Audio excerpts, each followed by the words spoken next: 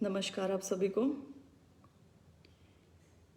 PTI's का मामला अभी ठंडा भी नहीं हुआ था कि सरकार ग्रुप डी में स्पोर्ट्स कोटा के तहत लगे 1518 कर्मचारियों को हटाने पर अब आमादा है।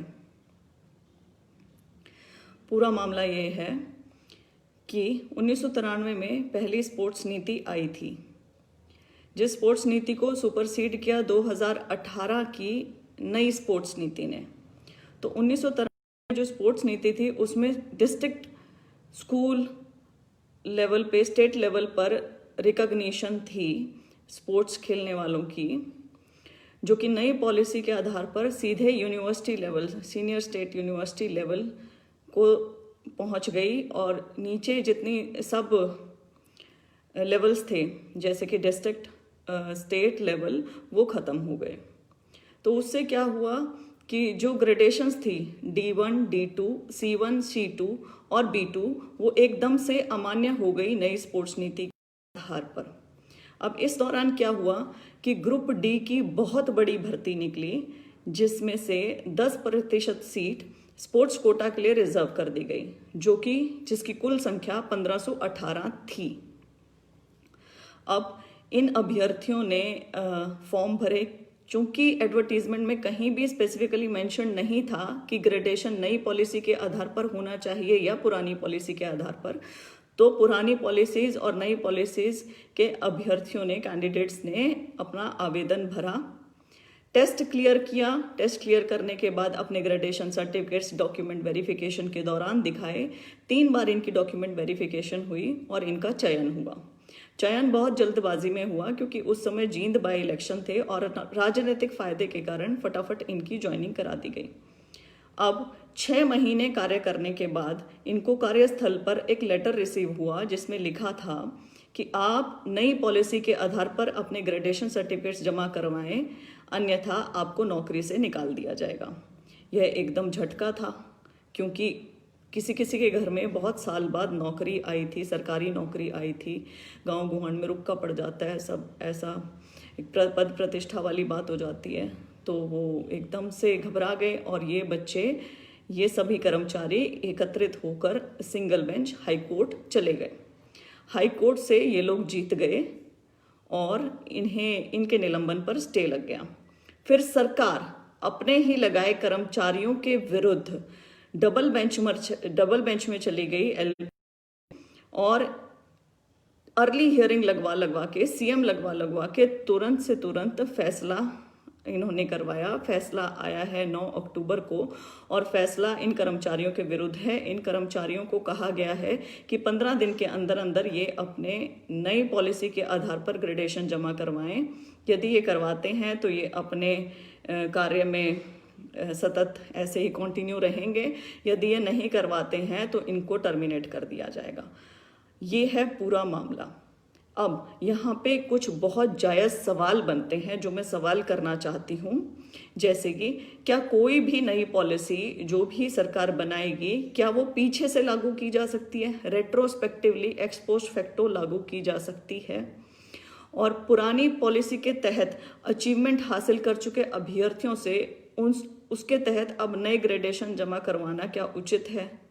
जब आपकी नई पॉलिसी पुरानी पॉलिसी के D1, D2, C1, C2 और B2 को रिकॉग्नाइज ही नहीं करती है, तो उस समय में वो अभ्यर्थी जो अचीवमेंट हासिल करके आए, तो वो इस समय में कैसे उसको जमा करवाएं? पहला सवाल। दूसरा सवाल, क्या पुरानी पॉलिसी के तहत जो ग्रेडेशन इन्होंने हासिल किए उनको एकदम से कागज़ के टुकड़ों में बदल देना उचित है? और ये अभ्यर्थी टेस्ट क्लियर करके आए हैं, ग्रेडेशन सर्टिफिकेट्स इन्होंने जमा करवाए, आपने 3 बार स्वयं इनकी वेरिफिकेशन की है, सरकार ने ही इन्हें लगाया है, तो क्या सरकार का ही इनके विरुद्ध जाना उचित है? क्या पुराने समय में हासिल की गई अचीवमेंट, उसे जांचने के पैमाने को नए समय से कंपेयर करके उस समय के खिलाड़ियों से एक्सपेक्ट करना कि वे अब खेल के नए ग्रेडेशन बनाएं, क्या ये उचित है? जो खिलाड़ी ओवर एज हो चुके हैं, 38, 40, 42, 45 वर्ष के हो चुके हैं, चयनित कर्मचारी हैं, अब खेल के अपनी ग्रेडेशन क्या इम्प्रूव कर सकते हैं? क्या नेशनल लेवल के प्लेयर को ग्रुप डी के लिए कंसीडर करना उचित है? नई पॉलिसी में सीनियर यूनिवर्सिटी लेवल से खेलते हैं, तो क्या डिस्ट्रिक्ट और स्टेट लेवल से एकदम से गायब कर देना खेलों को, क्या ये उचित है? अचीवमेंट उनकी गायब कर देना, आई एम सॉरी। इसमें किसका दोष है? क्या इसमें कर्मचारियों का दोष है? दोषी कौन है? तो सजा कर्मचारी क्यों भुगते? इन्होंने तो टेस्ट पास किया है, इनके तो आपने डॉक्यूमेंट्स 3 बार वेरीफाई किए हैं। ये एक बहुत बड़ा इसमें यहाँ इशू ये है कि ईएसपी टोटल कितने हैं, क्या सही से वेरिफिकेशन हुई है कि नई खेल नीति से कितने खिलाड़ी हैं? और एक बहुत बड़ा इशू ये भी है कि ये पोस्ट बैकलॉग नहीं बनाती हैं जनरल कैटेगरी वाली, स्पोर्ट्स पर्सन्स वाली, तो इनको रोस्टर से क्या नहीं भरा जाएगा? रोस्टर मतलब कि जब ये खाली पद, मान लीजिए नई इन्होंने इनको बाहर कर दिया, पुरानी खेल नीति वालों को, नई खेल नीति के 200-300 कैंडिडेट्स बता रहे हैं, वो लग गए तो 1000 से 1200 पोस्ट खाली रह जाएंगी। तो वो 1000 से 1200 पोस्ट पुराने खिलाड़ियों से नहीं भरी जाएंगी, वे भरी जाएंगी उनकी respective general category, OBC, SC, ऐसे इनसे। तो क्या ये उचित है? बहुत से कर्मचारी इनमें से नौकरी लगे हुए थे, बहुत से कर्मचारी इनमें से पढ़ रहे थे, अपनी शिक्षा ग्रहण कर रहे थे, और कई कर्मचारी कहीं प्राइवेट में कुछ कर रहे थे, वो सब छोड़ के इसमें लगे। इनको जब ज्वाइनिंग लेटर रिसीव हुए तो क्या ये इनके साथ धोखा नहीं है? अब इन्हें एकदम से निकाल देना। सतत नौकरी करने के कारण सोशियो इकोनॉमिक के जो 5 अंक हैं वो इन अभ्यर्थियों को नहीं मिले, इनके भाई बहनों को नहीं मिले, पति पत्नियों को नहीं मिले, और अब अचानक से इनको बाहर कर दिया गया। इनमें से तकरीबन 250 से 300 अभ्यर्थी ऐसे हैं जिनका क्लर्क में सिलेक्शन हो गया था, जिनका पुलिस में सिलेक्शन, जेई में सिलेक्शन हो गया था, लेकिन इनको सोशियो इकोनॉमिक के अंकों के कारण कहीं ये 1 अंक से, कहीं ये 2 अंकों से रह गए। तो उसके बारे में सरकार क्या सोचती और क्या करेगी? समय में पीछे वापस जाकर अब ये कर्मचारी अपनी ग्रेडेशन कैसे सुधारें, ये भी सरकार बताए। ऐसे ये नई पुरानी पॉलिसी अपने घर में जाके, अपने गांव में जाके अपने लोगों को समझाएं, क्योंकि वे लोग तो गांव के शरीफ सिंपल से लोग हैं, ज़्यादा लीगल टर्मिनोलॉजी समझते नहीं हैं, पॉलिसी समझते नहीं हैं। तो वे तो सीधा इनके ऊपर लांछन लगाएंगे कि तुम्हें तो कोर्ट ने निकाला, तुम तो फर्जी लगे हो। तो ये कलंक लेके कैसे जिए, क्यों जिए? इससे अच्छा आप इन्हें सिलेक्ट ही ना करते। आपका जो बैड ब्यूरोक्रेटिक ड्राफ्टिंग रहती है एडवर्टीजमेंट की, उसकी सजा ये कर्मचारी, इनका परिवार क्यों भुगते? क्या ये एचसीएस की नौकरी है? इन अभ्यर्थियों ने अपने समय में जब ये खेल खेले उतनी ही ग्रेडेशन ली जितनी ग्रेडेशन पर इन्हें पता था कि ये एग्जाम रिटर्न क्लियर कर लेंगे और इनको इनका स्पोर्ट्स का जो सर्टिफिकेट है वो नौकरी हासिल करने में हेल्प करेगा। लेकिन अब क्या करेंगे? और क्या गारंटी है सरकार की कि जो नई पॉलिसी अब बनाई हुई है, कल को कोई विरली नई पॉलिसी और ना बना के इस पॉलिसी को भी सब सुपरसीड कर दें किसी भी समय पे? तो क्या आपके ऊपर अभ्यर्थी विश्वास कर सकते हैं? बहुत से सवाल हैं, ये मैं सवाल करना चाहती हूँ।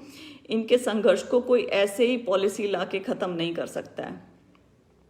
आप समझें इस चीज को। जो नई पॉलिसी है उसको भी कल आप सुपरसीड कर देंगे कोई और नई पॉलिसी लाके।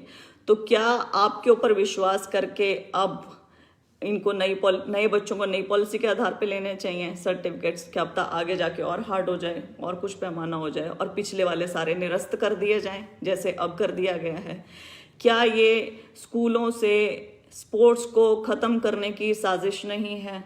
हमारा हरियाणा प्रदेश स्पोर्ट्स पर्सन्स का, खिलाड़ियों का प्रदेश रहा है, ये खिलाड़ियों का ब्रीडिंग ग्राउंड रहा है। एक बहुत अच्छी चीज़ जो होती है कि आप जो चीज़ अचीव करते हैं, आप बहुत बढ़िया प्रदर्शन कर रहे हैं, बच्चा एक बहुत बढ़िया प्रदर्शन कर रहा है खेल में, स्कूल में, तो क्या उसकी अचीवमेंट को प्रोत्साहन नहीं देना चाहिए? उसको प्राइज देके जैसे ग्रेडेशंस दी जाती थी, तो क्या वो प्रोत्साहन नहीं था? तो वो आगे बढ़ता, आगे खेलता, अपने कॉलेज में खेलता, यूनिवर्सिटी लेवल में खेलता, फिर डिस्ट्रिक्ट लेवल पे, यूनिवर्सिटी लेवल पे, फिर स्टेट लेवल पे, फिर नेशनल, इंटरनेशनल। यही है ना क्रोनोलॉजी। तो ऐसे ही वो खेलता।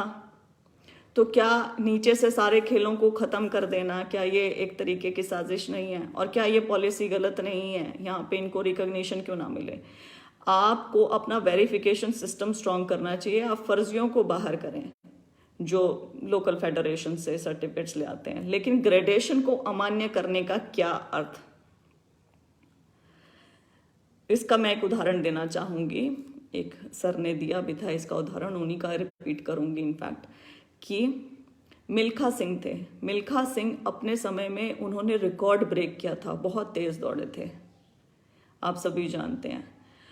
लेकिन आज के समय में बच्चा बच्चा उनका रिकॉर्ड तोड़ देता है। तो क्या मिल्खा सिंह की अचीवमेंट को आज वाले पैमाने पे लाके ज़ीरो करार देना उचित होगा?